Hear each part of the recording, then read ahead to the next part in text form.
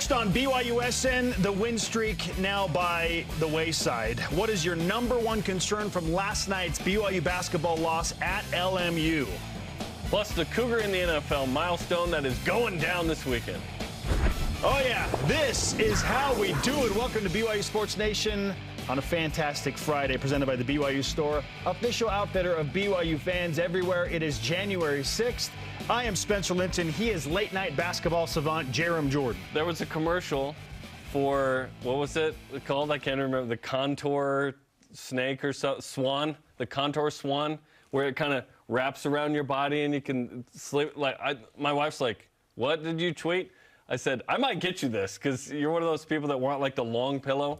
That's how bored I was. This was an as seen on TV type of In the second half, I was like, oh my gosh, let's go. We'll break down the contour swan and much more coming up on today's show. It's also in the Sky Mall magazine. I guarantee it's in the Sky Mall magazine. Have we already seen the best of BYU men's hoops this season? We will discuss. Blaine Fowler will weigh in as well on that and football topics. Is Jamal Williams' success worth some pain for me as a Seahawks fan? And the newest Deep Blue featuring Elijah Bryant and his journey to World and Euro League championships. Here are today's headlines.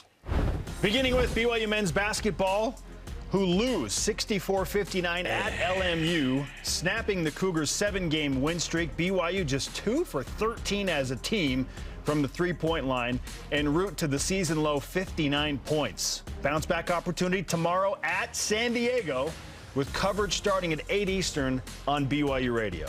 Cougars in the NFL wrap up the regular season this weekend. Jamal Williams and the Lions play the Packers. Tyler Algier and the Falcons take on Tom Brady and the Bucks. Kyrus Tonga with the Vikings plays his former team. Dub Bears.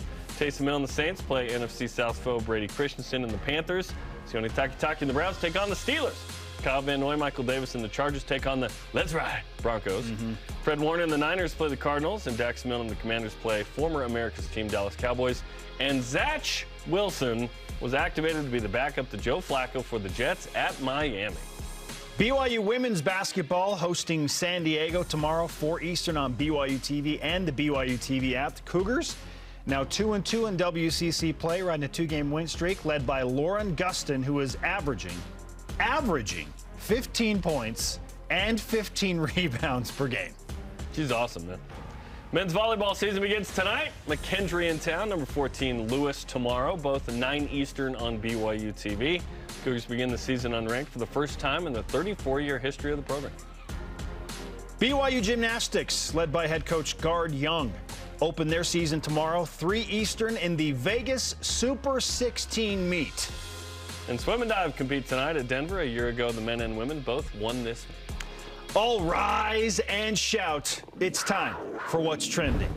Presented by Bodyguards, protection for a life worth living. Learn more at bodyguards.com. We are discussing concern number 1 for BYU men's basketball as it pertains to last night's loss against LMU. Wait, I thought they were going to play into bracketology. What? Had they won, how crazy is that? If you missed it, how crazy is it that, I mean, at any point. It's not because of a rule. Right. It's just a technicality that had BYU won last night and started 3-0 in WCC play, Joe Lunardi, per his rules of teams being the conference leaders in the bracket, BYU would have been seen in the bracket today, which is all it took was a win versus LMU. Just had to beat LMU.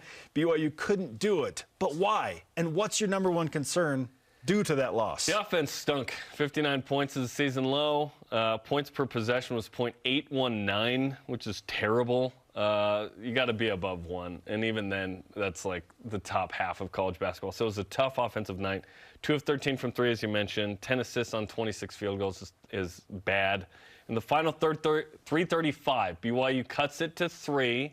But then after that, only has 2 points, 4 turnovers, 3 of which were from Dallin Hall. He was forcing the issue, trying to make a play. Unfortunately, didn't work out for Dallin or the Cougs. And so, real concern there. We knew that LMU was sneaky, that they were improved, that it's been a place that's given BYU a hard time at times. Granted, that's been every place in the WCC. But this was a disappointing one because we felt like BYU was on a roll. They could still get back on a roll. They could beat San Diego. They could somehow pull off a home win against Gonzaga, and then everything's okay. But, again, still, this team is not an NCAA tournament team, obviously, is currently constituted. My hope is that they can be an NIT team and salvage something of the season Because if you don't make the NIT at BYU, that season is pathetic. It's just how it is. So hopefully BYU can figure some things out. But offensively, they let LMU kind of dictate things. And Mark Pope said, hey, our pace and our unselfish basketball is supposed to overcome that kind of physicality that, Kelly Leapepe and company imposed. But, yeah, they made some threes, and BYU couldn't kind of overcome it, despite defensively only giving up 64. I thought it was a nice defensive game. You got to be able to score in the high 60s, low 70s at least. BYU only shot 13 three-pointers. I want to see BYU shoot at least 23s a game. I miss that. Like, chuck up a few more, maybe a few more go in, instead of focusing so heavily on the paint. BYU had some success inside the paint. They had a ton of points in the paint. Good numbers there. Right? Yeah. I want to see BYU shoot some more threes. And they didn't turn the ball over an exorbitant amount of times. So I thought BYU did a good job taking care of the ball, for sure. It was like 9 until the last 3:30. And then it kind of got weird as they are pressing. And not even getting shots off. They're scrambling. Yeah, for sure. So the three-point shooting and the offense are the number one concern. I think the thing that is most frustrating for Mark Pope and his players and BYU fans is that LMU did not play well. LMU didn't play well. They played defensively. They played great. They allowed 59. They were, and BYU had so many opportunities to kind of seize the moment and just couldn't. So that adds to the frustration.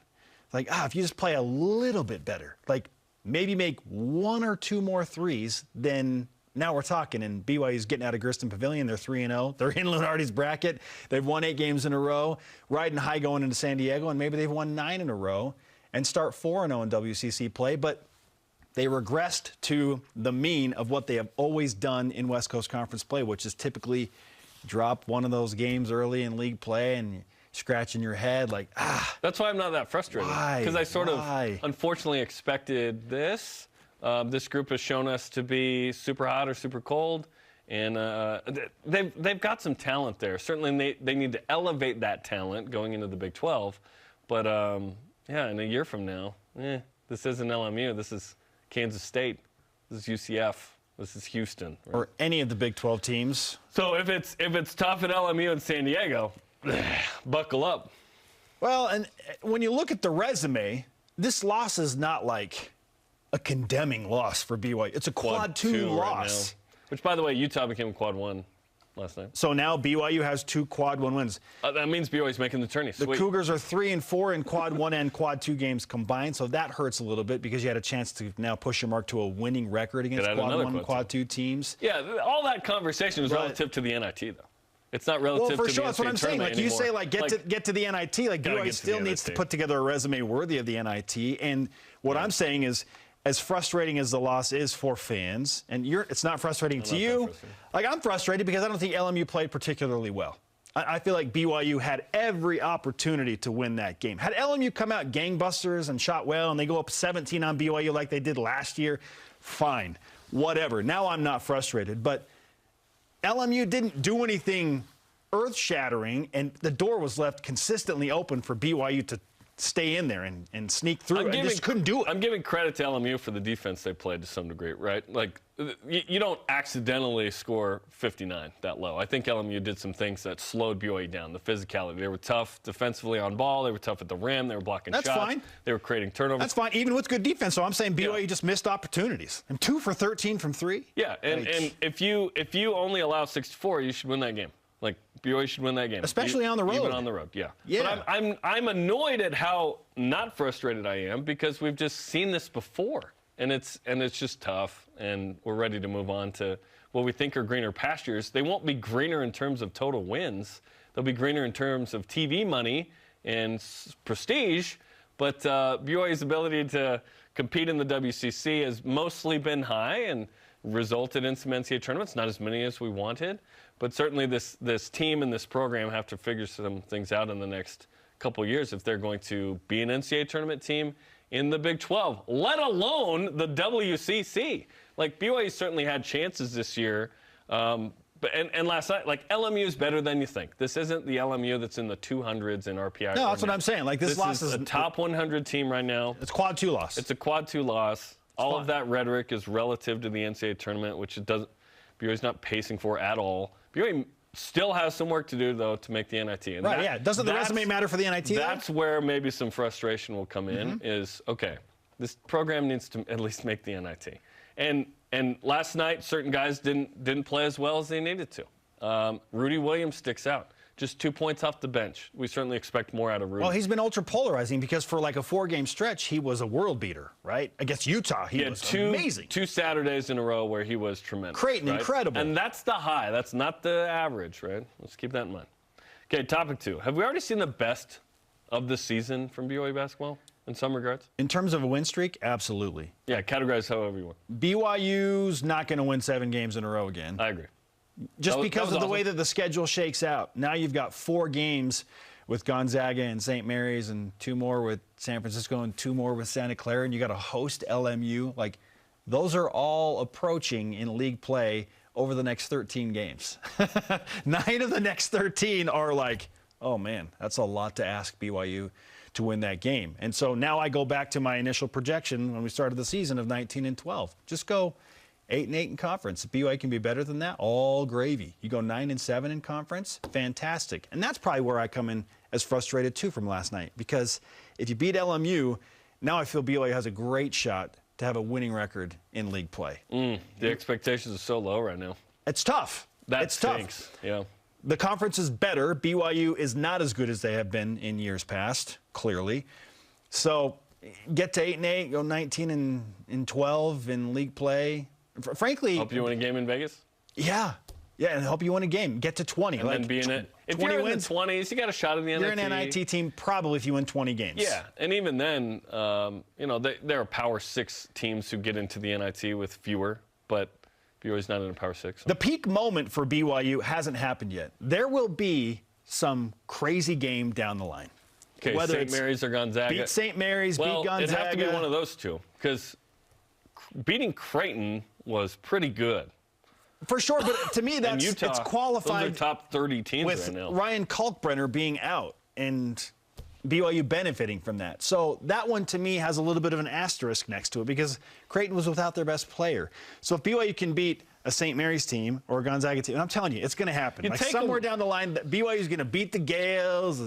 It's got to be Gonzaga or St. Mary's. There's no win over anybody else that would do more than Utah or Creighton for me. And I think BYU will figure out one of the 4 times how to do that. And you take them where you get them. Like Notre Dame isn't going, well, we beat BYU, but Jaron Hall was hurt. They're just like, we beat BYU. But I'm hope that that's the case. Well, at least Jaron Hall played. Kalkbrenner didn't even play. Excuse me. He wasn't even in the roster. Oh, he played. In the lineup. He played. He just was in streakless. Yeah. The win streak, no. It's going to be tough to overcome. That was a really nice win streak. You're not playing Lindenwood and Weber State at home consecutively in Western Oregon in a stretch. Portland without their 2 best players. Yeah, that was nice. We didn't bring that up, I guess. But, yeah, best win. Beating St. Mary's or Gonzaga certainly would be monumental that way because both are higher than Creighton and Utah right now. Listen, beating Utah at home, if Utah has a pretty good season, that might be the best win of the year. We'll see. That was a good one. Always good to beat the Utes, but this year they're actually decent, right? They're top 30. The best way to play the game, though, is hopefully still ahead for BYU. BYU's still seeking that sort of, okay, we know what we are. We've got our rotation. Like the moment you put Trevanel in, you sort of mess with that again. But that messing with may elevate you because on a night when you go 2 for 13, you know what you could need? Trevanel making some threes. Like it may take Trevin a sec to get back into the flow of things physically, mentally, emotionally, all of that. Be in shape, the whole deal. But maybe he's a key where when you play LMU and you need a certain 3 that ties the game in the last 3.5 minutes, maybe you get it. But certainly it's going to take a sec to figure out rotations because he hasn't played yet this year. And I still ask the question, just rhetorically, is it worth it for him to come back and be on this team this year? Or should he save it? Like, given what you're seeing from BYU basketball this year, Trevanel comes back for what? I almost wonder if it's better if he waits. But that's obviously up to him and what he wants. And does he want to be here another 2 full years or just 1 more year? What are his ambitions? What are his... I don't know. I'd love 2 full years of Trevanel because this team isn't pacing for the NCAA tournament. It doesn't look like a tourney team. I don't even know if they look like an NIT team sometimes. Like, hopefully they are. it might not be worth it for Trev to come back in terms of that part, but that's up to him. BYU absolutely has to beat San Diego tomorrow. Like now the pressure is on. It's like, and I'm talking just like it's for the NIT. For the NIT. Like, it's like, okay. You need to beat some teams that you need to beat. BYU, because the games approaching are going to be so difficult, San Diego is a team on paper that BYU should beat. 100%. Steve Lavin, what's up? Right? And taking nothing away from Steve Lavin, like he's trying to rebuild a program. I worked a game with Steve Lavin one time. Great. It was awesome. He's fantastic as a coach. It's going to take a while for that program to get to a good place. They're not in a great place right now. BYU should win that game. Get to they are in a great place. They're in San Diego. Physically, yes. Yeah. 3-1 coming back, and then you see what happens at home against Gonzaga. And that, again, that's one of those scenarios where I'm never going to write off BYU against anybody in the Marriott Center. Especially this Gonzaga. In the Marriott Center, yes. Especially in this Gonzaga team who looked very, very vulnerable. I watched the whole game side by side. Last night against San Francisco. The guard play of Gonzaga is not great this year. Granted, Rasir Bolton at the end saved him, making 4 of the last 5 shots, including the game winner with 7 seconds left. Obviously, Timmy and Watson and they've got. Don't get me wrong, they've got good players. Oh, they're a top 10 team. Yes, absolutely. But they're just not like the top 4 team they have been. For sure. They're a top 10 team, but there are some vulnerabilities there that we haven't seen in years past, right? And they got to come to Provo. So you always got to shoot the lights out, though. Like, that's what San Francisco did. They were jacking up threes, and they were making them. But you can. This team has got to show it's going to be way better from 3. Can BYU show up against Gonzaga like they showed up against Utah? And I know Utah and Gonzaga are different teams, but BYU shot the ball well against Utah, and it changed everything. Rudy Williams was the difference maker. Yeah. Maybe Rudy rises up like he did against Creighton, Utah. Come home. Maybe that's what gives you a chance. Yeah, and try and rediscover that magic. All right, let's go to Voice of the Nation. Our question of the day is this. What is the goal for BYU men's basketball moving forward? At Grizzfather on Twitter answers with this. Quote, only way I see an at-large bid, he's talking NCAA tournament, okay, is beating St. Zaga 3 out of 4 games. Other than that, a big dance ticket hangs on winning the West Coast Conference tournament. NIT bid with possibly a high 1 or 2 seed has to be the realistic goal now. I don't even care what the seed is in the NIT. No. We're beggars, get to not the choosers. NIT. Yeah. Win 20 games, get to the NIT. And okay. I feel like BYU's going to, they'll surprise somebody. They will surprise St. Mary's or Gonzaga pushing forward. St. Mary's at home. Like, defensively, BYU can hang with St. Mary's at home, I believe. Yes. BYU is a top 50 defensive team. Last night played good enough defense, 64 allowed. Let's go. Okay, men's hoops looks to bounce back tomorrow at San Diego, discovered by the Germans. Catch Gregor Bell and Mark Durant's call. Cougars take on the Toreros. Pre-game at 7 Eastern on BYU Radio. Up next, Uncle B, dual threat analyst Blaine Fowler discusses what he witnessed last night from BYU men's basketball against the Lions. And we're going to talk football with him. What does he expect from BYU quarterback Keaton Slovis? This is a quarterback talking about a quarterback. Don't go anywhere on BYU Sports Nation. This portion of BYU Sports Nation is presented by Bodyguards. Protection for a life worth living.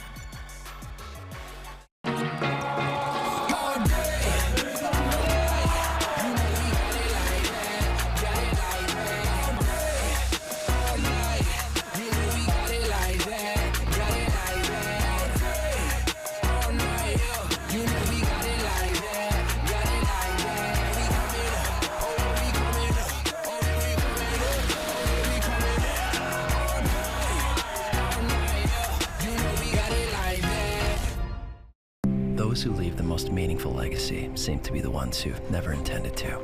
The same person who loses himself seems to be the same that finds himself. And why? Well, they give the best of who they really are with no thought of return. Find a cause you can put your heart into, my son, in which to lose yourself. I started the Deseret Donor Advised Fund for this reason. Because in the end, my greatest legacy is you.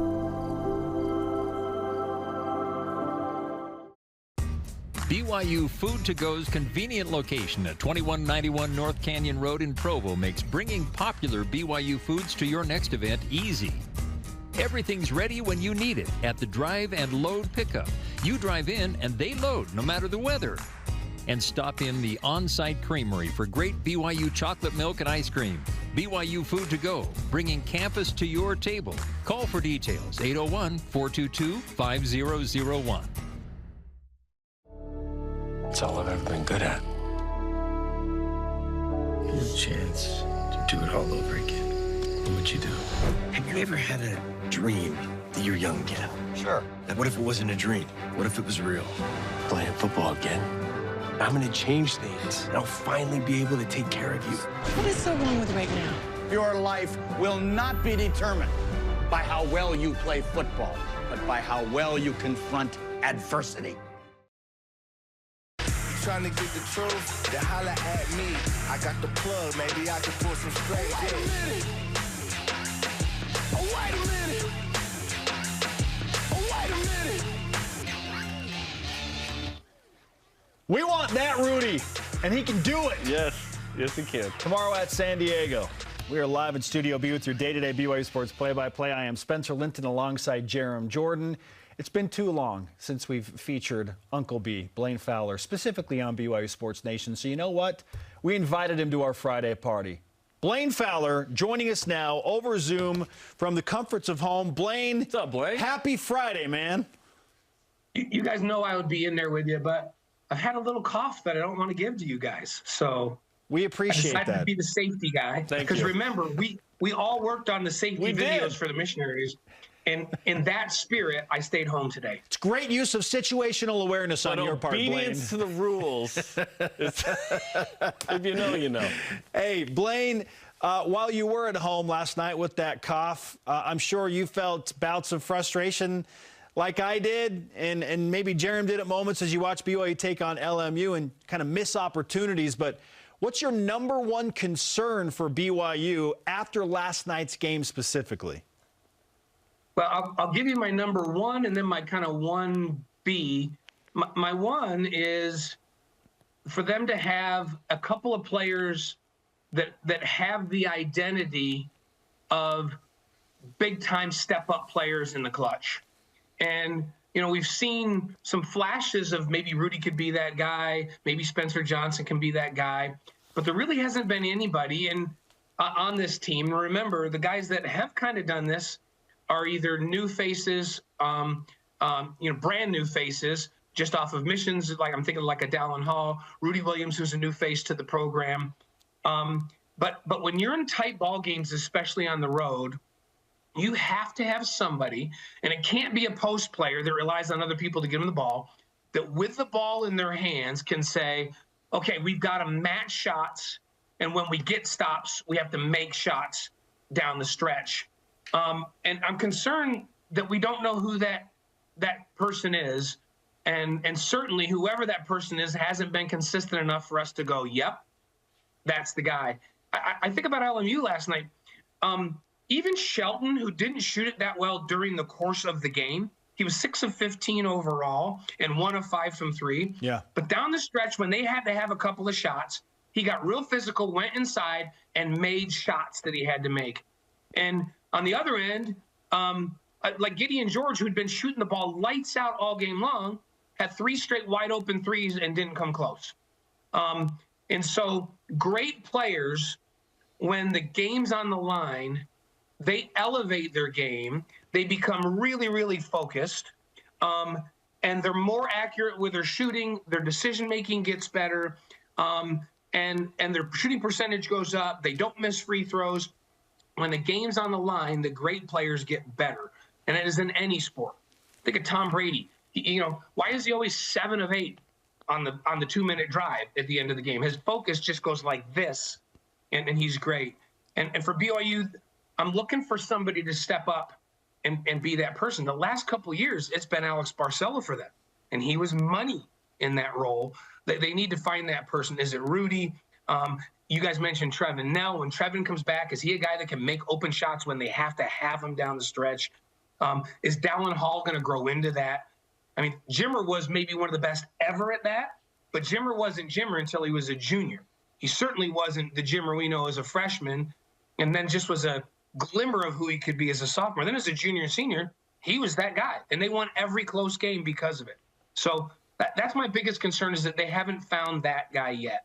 Comment, then a question. Yeah, with Dallin Hall, we got to remember, he's fresh off a mission. It's January. This is the time when, if there's going to be a lull, it's going to start to sort of happen here.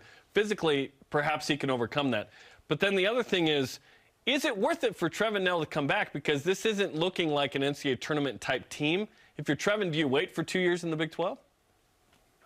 And that's the – if he can – I feel like if it goes more than about another week, probably not worth coming back. And maybe you keep him, because I feel like he's an elite shooter.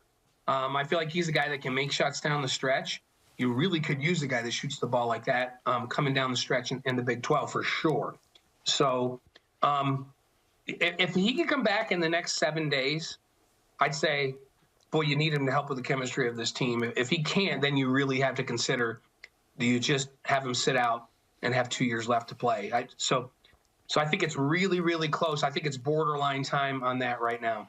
Blaine Fowler is with us on BYU Sports Nation. Let's flip the page to BYU football, because it's been a while since we talked to you. We haven't been able to discuss specifically with you the addition of Kedon Slovis at quarterback for BYU and Aiden Robbins at running back, among some other pieces that are coming in. So let's start with the quarterback, Blaine, because that's your position. You played quarterback at BYU. Wait, what? How would you assess BYU's signing of Kedon Slovis, and what do you expect from him in his final campaign as a college quarterback? I expect him to be really, really good in this offense. And, I got a chance to visit with Kedon, and we weren't allowed to say. It was killing me to not say something about it when I met he and his parents at practice about, 3 or 4 weeks. It's a couple of weeks before they made the announcement. And the conversation I had with him, I walked away and I'm like, man, I hope we get that guy. Because I talked to him about, what are you doing here? Like, why BYU? And he said, listen, I was at USC. They utilized my skills. Timing of injuries and all the things that I had there caused me to leave. I went to Pittsburgh expecting to run a pro-style offense and to be able to develop, and the OC and the quarterback's coach changed. So my purpose for coming to BYU is, first of all, I really like the culture here. And I thought, okay, that's a great start. And he goes, second of all, I want to play in an offense where I can learn and grow and get better in a pro-style offense that prepares me to play in the National Football League. So if I come here, I mean, we're all in on getting better and running this offense with Aaron Roderick calling the plays and helping develop me. And I just thought, man, I love the attitude. And when I look back at his freshman and sophomore year at USC, this is an NFL talent physically. He can make every throw on the field. He's played in a ton of big games. He'll come in and have played in more P5 games than any other player on the team when he walks in there. And so he's been there and been in that position. And if he comes with the mentality that he talked about, where I want to learn from Aaron Roderick, I want to understand this offense and run a pro-style offense, I think they have the weapons around him, especially with the additions at running back, that he can be very successful this year and be a great leader for this team as they manage their first season as a P5 school at a P5 conference. BYU certainly needs it. Do you feel like BYU also needs another quarterback? Because I think Spencer and I agree that another guy to compete for the backup spot with Cade Fennegan and company would be good. Yeah, I really like Cade Fennegan's skill set. He never was really healthy this last year. What people don't understand is when they saw Jacob Conover made that brief appearance in one game down the stretch, that would have been Cade had he not been in a boot. He had kind of worked his way into that number 2 position because they like the way he fits in this offense. And they love Jacob Conover, but they just felt his skill set was different than the offense that they wanted to run. Cade also can make all the throws. He's been in this offense. I'm confident if he can stay healthy that he can be solid and develop. And I also really like Ryder Burton. Ryder's enrolling is in school right now. So he graduated early, and he's going to be there. And I never want to see a freshman have to play, but I feel like he's got the kind of skill set that can thrive in this offense. So they're going to have at least 3 in there that I think can compete, push one another, and continue to develop. And what you really want is you want Fennegan and Burton to develop. But I say you recruit right over the top of people every year. That's the old way at BYU. And if you can find another transfer with 3 years that's willing to sit for a year behind Slovis, or you can find a JC guy with 3 years.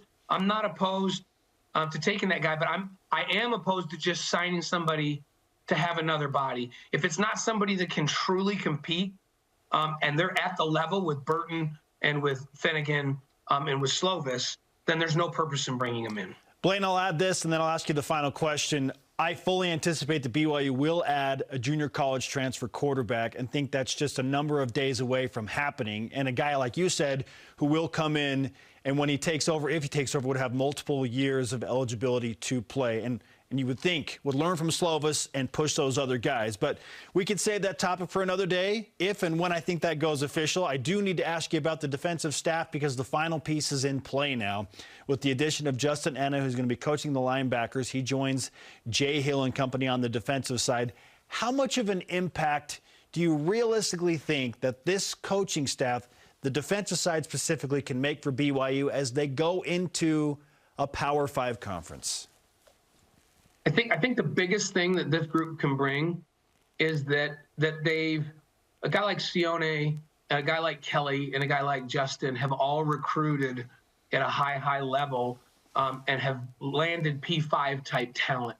And Jay, even though he's been at FCS, before that he was at Utah and was well known as a guy that was a phenomenal recruiter that could connect with parents, that could connect with players, and get them to come and compete. I think that's the biggest thing. I think the diversity of this staff is going to allow them, and the background of this staff is going to allow them to connect with more and better athletes and upgrade the talent. That's the most important thing. And then the other thing I think is important is I feel like Jay Hill is going to be the DC as a mirror image of Kalani philosophically on defense.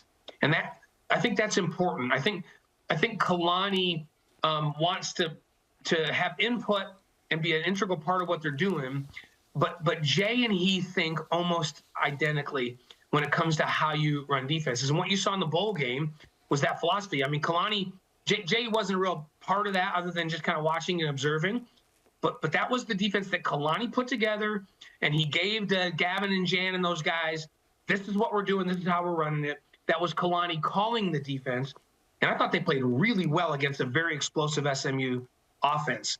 And so stylistically, I think it's a great fit. The most important thing is recruiting. They got to upgrade the athletes, especially on the defensive line. I feel this staff can do it. I think Sione is going to be phenomenal.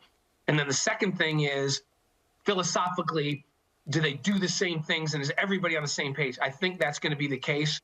And therefore, I think we're going to see increasing production on the defensive side over the next couple of years. Always a great time with the fabulous Blaine Fowler. He is our elite dual threat analyst. Blaine, happy Friday once again. Let's give you some karma to take care of that cough so you can come back and hang out with the studio as soon as possible. I need to be rid of this cough at worst by Thursday when we do the pre and post for Gonzaga, right, Jarom? Let's go. Yes. Got to be healthy for that, which I'm almost certain because I've only coughed once during this whole show. That's a milestone. Yeah, it's a win.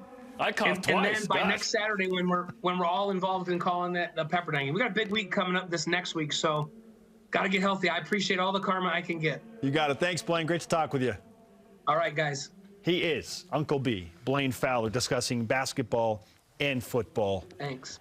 Quarterback situation to BYU. Yeah, and as you mentioned, a JUCO guy would be really nice to add to this group to not only push Keaton, but push Cade and Riders right there.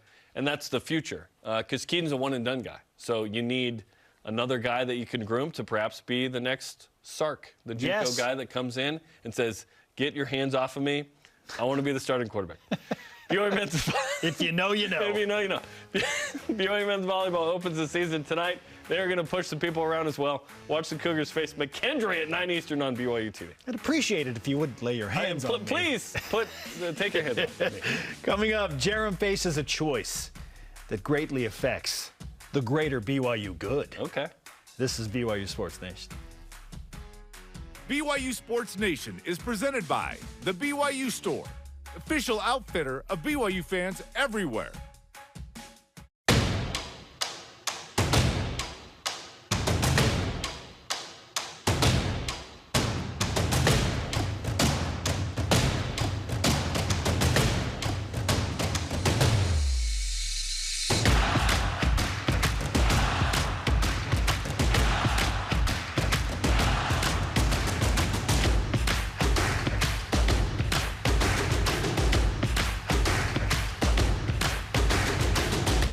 Introducing the truck for adventure. The all-new 2022 Nissan Frontier doesn't compromise on power or comfort. This midsize truck was redesigned to incorporate the latest technology and designs for safety, comfort, and convenience. Plus, with up to 6,700 pounds of towing capacity and best-in-class horsepower, it's rugged enough for adventure and still safe enough to transport all your favorite people. Where's your new Frontier? You'll find it at Tim Dowling Nissan Southtown and South Jordan.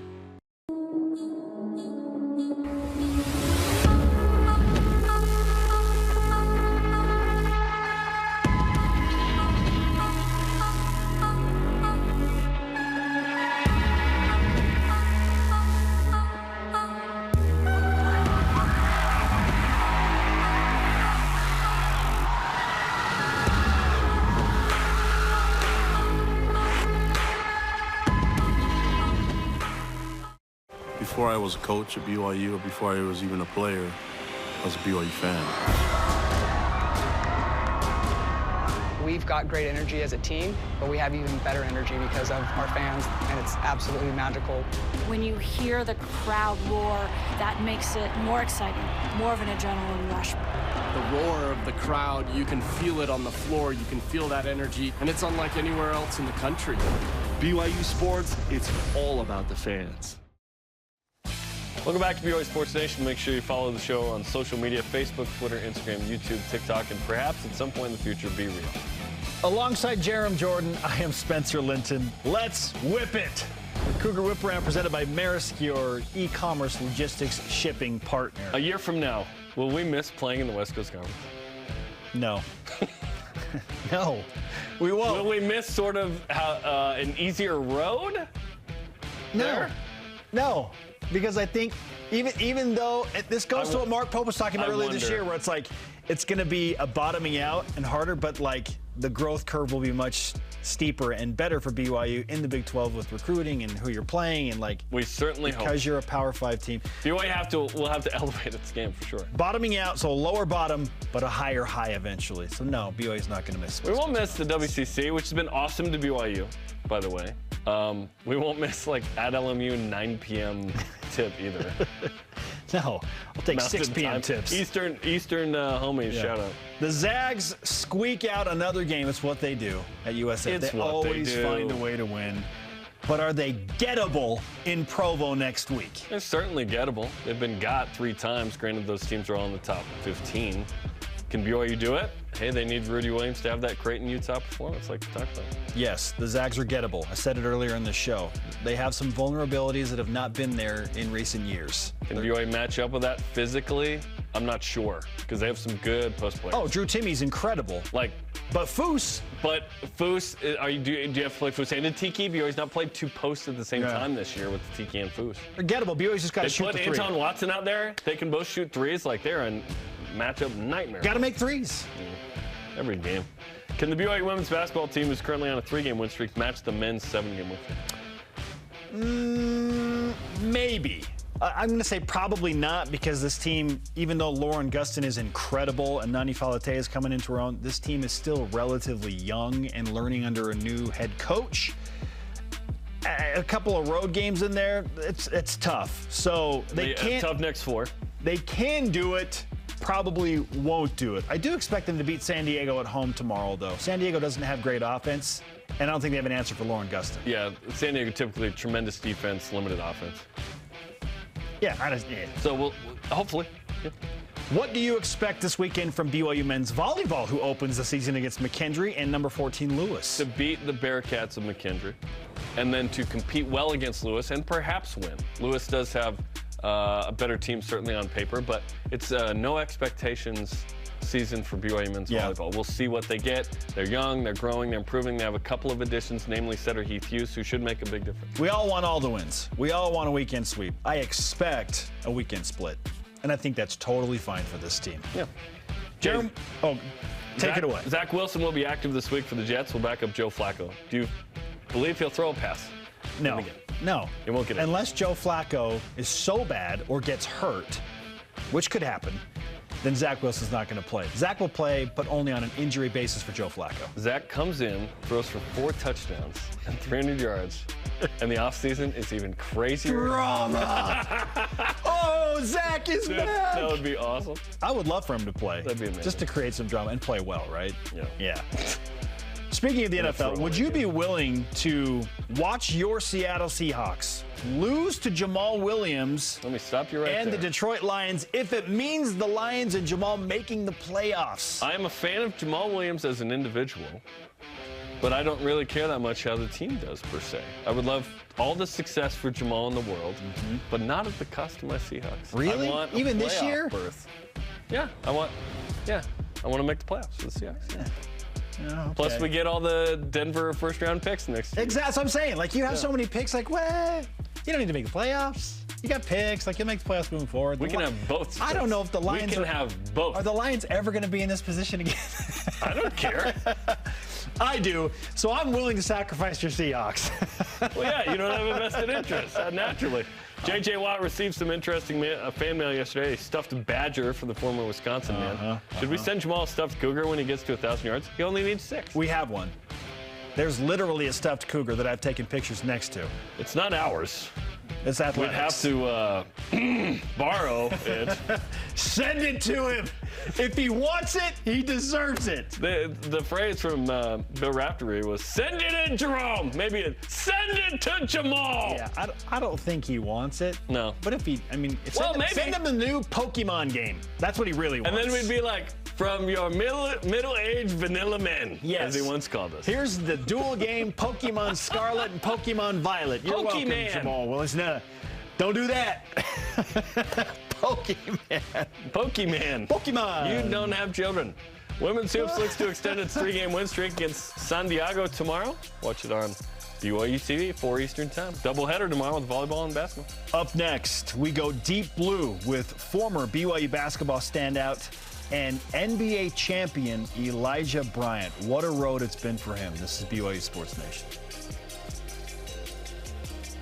This portion of BYU Sports Nation is presented by Maersk, your e-commerce logistics shipping partner.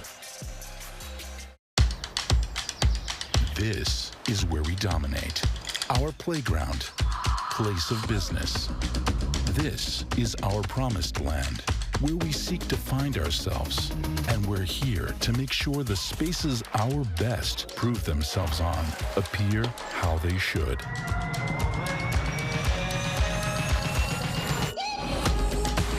Intermountain Healthcare, official medical provider for BYU Athletics.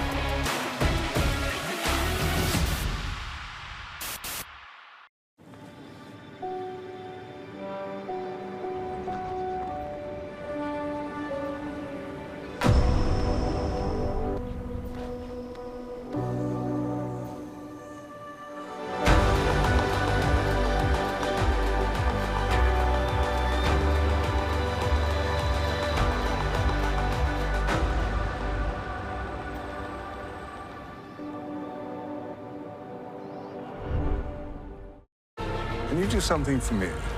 I'm the sort of girl that Mallory Towers can be proud of.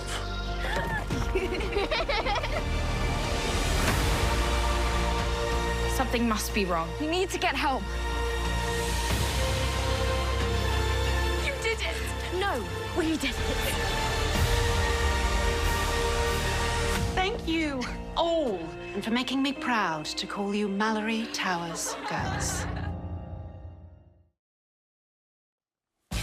Welcome back to BYU Sports Nation live in Studio B on a Friday. Elijah Bryant is an NBA champion and EuroLeague champion.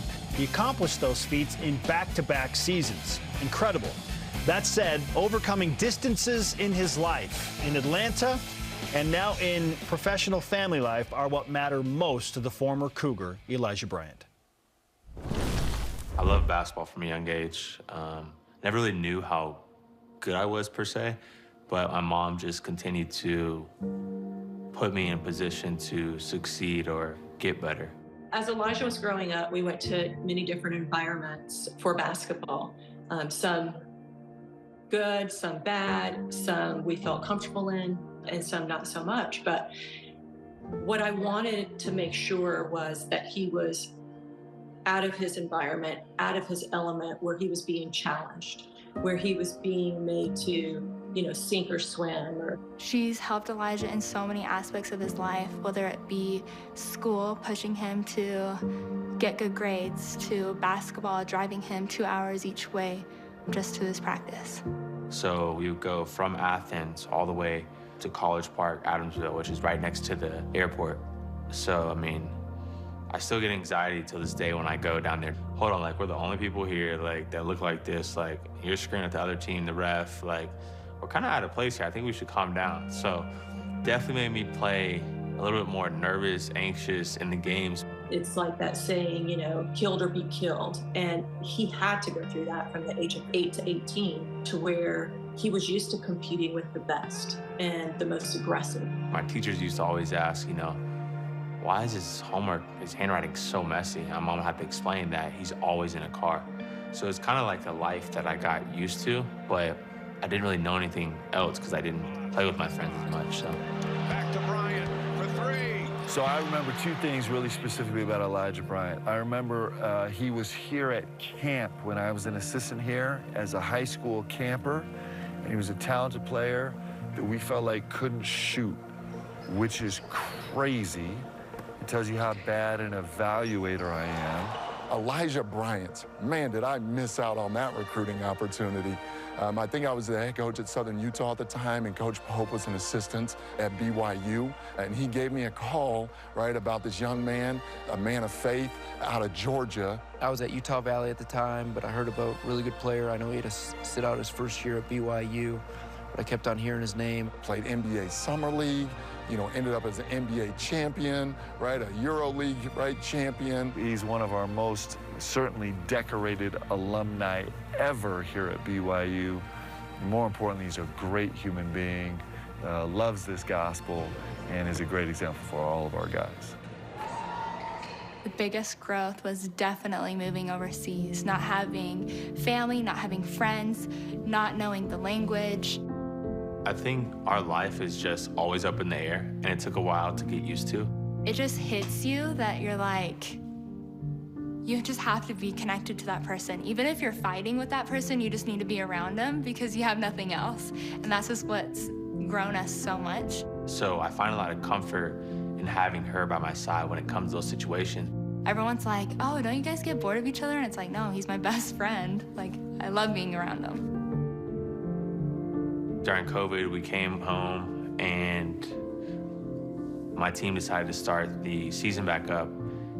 And it was kind of one of those situations where, what am I supposed to do? My wife's 8 months pregnant. I'm under contract with this team, but they're not acting they're not treating me like I'm a human. I feel but to their credit, obviously, they have something they're trying to do, but I wanted to stay here and be with my wife just in case something happened. It was the hardest time when he got the call that he had to go back.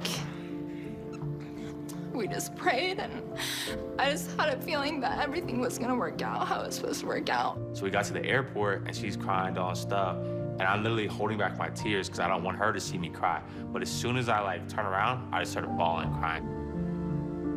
We prayed that he would come in time for the baby. He didn't know if he would make it in time. I was due on August 3rd, and he was supposed to come home August 2nd, so we were just praying.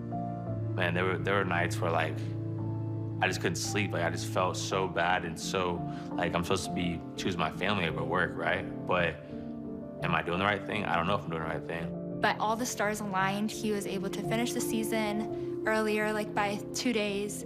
He got the championship. Landed, and then within 12 hours, Blue was born. So it was a crazy scenario, but it was a blessing for sure. The sacrifice that my mom's put in for me to get to this position, and now the sacrifice my wife's putting in for me to sustain and continue to excel in this position, those are definitely my two biggest heroes and supporters. Whether it's being a dad, he'll do anything 110%. He'll put up shots with our son, Blue, that's only 2. He'll take him to gymnastics, take him to swimming. He'll do everything with him. I think it allows Blue, me, my brothers, to have something and also grow up and know how to be dedicated, work with the team, deal with adversity. And all those things are taught, I feel really well through sports. There was really not a choice, you know? And I know that's kind of weird as a parent to think, but there was no choice in my house. It was, okay, we're gonna do basketball, we're gonna do it. Did we come to crossroads where we sat there and had those hard conversations of, you know, I don't know if I wanna do this anymore? Oh, you wanna do it, we're gonna do it. You wanna play in the NBA, or you wanna play in the NFL, or you wanna be a lawyer, we're gonna go full tilt to that. And some parents might say, oh, that's too much, but well, what else are they gonna do? They're not gonna have anything for themselves when they're done. Is it hard? Yes. We might need to reroute? Yes. Turn the wheel a little bit to get around the bump, but we're gonna still do it. She always tells me once in a while, she's like, you're a good father, you're a good son. Like, but it's rare like that side comes out of her because she's so the dominant, you know, screaming at you in practice. But when she comes out, I'm like, thanks, Mom. I know she's proud, but it's hard to get it out of her. Like, so I'd be really interested to see what she had to say about me, for sure. This kid is literally my rock. I mean, when I tell you that Heavenly Father knew I needed him, you know, I had Elijah really young. And it wasn't the easiest thing, you know. I was 19, and he's been there for me. He's been there for his brothers. He is an amazing man. Elijah Bryant, incredible sacrifice. You see what goes on when the curtains are pulled back to require him to become the elite basketball player. And it goes back to his mom driving him 2 hours each way. He's doing his homework in the car. That's the soundbite that stuck out to me the most is, why is his handwriting so messy? Because he's always in a car. The sacrifices of a mom to make it happen, whose name is Israel, by the way. His name is Elisha. His middle name is Brigham. Some cool names in that family. That's awesome. Elijah's a great dude. And he had a 2-year run that's unbelievable with the NBA title with the Bucks, making that late in the season. And then obviously in Turkey with the EuroLeague champs. Yeah, that's, I'm not sure it's going to get much better than that. That's pretty awesome. World champion, literally, yeah, right? That's awesome, man. Okay, if you missed any of today's show, today's conversation, recent games, way past games, BYUSN.com has got all the shows and games that we have to offer. Up next, our fantasy basketball update as we head into the weekend. Is it finally my week? Probably not. But it's fun to think about. This is BYU Sports Station. I'm about to pick up Gandalf. Yep. BYU Sports Nation is presented by the BYU Store, official outfitter of BYU fans everywhere. Tim Daly Ford in Spanish Fork offers a large inventory of Ford vehicles, including a selection of cars and trucks, providing a range of transportation choices. From the Ford Fusion sedan and the Edge crossover SUV, to a range of pickups including the F-150. Each product line comes with options to enhance performance, comfort, and safety. Think Ford, think Tim Daly Ford in Spanish Fork. If you're looking to build your brand awareness and increase market share as BYU moves into the Big 12, this is the place, BYU Athletics. We can provide the tools you need to make sure your company is seen and heard. BYU Athletics is where you can align your products and services with loyal fans that cheer for our Cougars. And they can also help your business win. Learn more about what a partnership with BYU Athletics and your company will look like. After all, this is the place. Email sponsorship at byu.edu today. Good, Nico, you're going. You're good.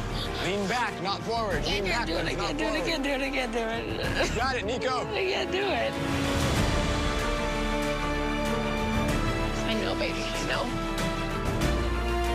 It is a lot more difficult than I thought it would be.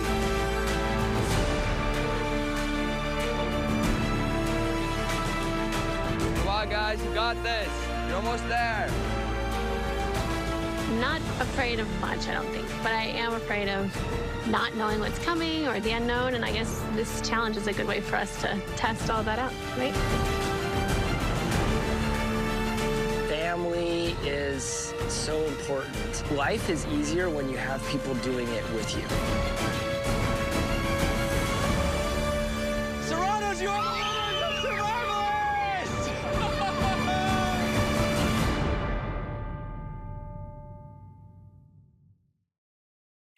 This portion of BYU Sports Nation is presented by Mountain America, the official credit union of BYU Athletics. Love a good entry pass. Lauren Gustin bucket. BYU Sports Nation is on demand. Download the free BYUtv and BYU Radio apps. We also have a podcast of this program. You can subscribe, rate, and review. Let's update the score with our fantasy basketball teams after last night's game.